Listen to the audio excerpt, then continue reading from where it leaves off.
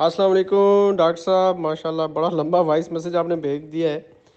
تو سر آپ نے موقف کی بات کی ہے، تو بٹوین یو اینڈ می آپ کو پتہ ہے کہ میں بطور جنرل سیکرٹری کس طرح میڈیا میں آ سکتا ہوں۔ ہمارے لیے پارٹی پالیسی ڈسپلن بڑا اہم ہوتا ہے، لیکن میں آپ کو اونیسٹلی بتاؤں کہ مطلب میرے لیے یہ میرے اوپر یہ خدا کی خاص بلیسنگ تھی کہ ٹائملی اس نے میری نا یہ جو چیئرمین مائنر کمیشن والی پوسٹ نا اس سے جان چھڑا دی۔ مجھے کوئی دکھ نہیں ہے، آپ بھلے آپ ہمدرد ہیں، آپ دکھ کا اظہار کر رہے ہیں،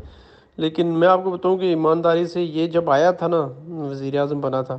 تو میں نے بڑا ڈیفینڈ کیا، اوپنلی ڈیفینڈ کیا ٹی وی چینل سے، لیکن وہ میں سمجھتا تھا کارپوریٹ سیکٹر کا آدمی ہے تو انکریج کریں گے تو اللہ کرے گا بہتر ثابت ہوگا۔ لیکن وقت کے ساتھ ساتھ میں نے دیکھا کہ جو عذاب ریاست پہ اس کی صورت میں آیا نا،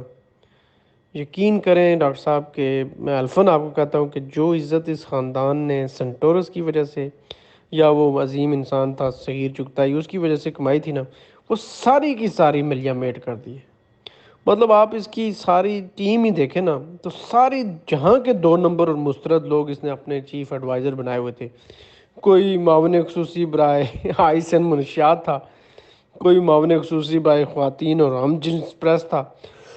اور آپ حیران ہوں گے، یقین کریں ڈاکٹر صاحب کہ میرے تو پاؤں کے نیچے سے اس وقت زمین نکل گئی جب میرے پاس کچھ ایویڈنس آئے، اور کچھ پی ٹی آئی کے نوجوان لوگ جو نسبتاً خوبصورت ہوتے تھے، انہوں نے مجھے جب اپنا واٹس اپ دکھایا نا، تو اس کی طرف سے پون گے ویڈیوز بھیجی ہوئی تھیں اور عجیب و غریب قسم کی آفرز تھیں۔ تو آپ سوچیں کہ کتنا بڑا عذاب تھا کہ جس ریاست کا وزیر اعظم ہی گانڈو نکل آئے، تو وہاں کی عدلیہ کو تو میرے خیال سے ہاتھ جوڑ کے سلوٹ کرنا چاہیے کہ اس نے یہ ہماری جان چھڑائی ہے۔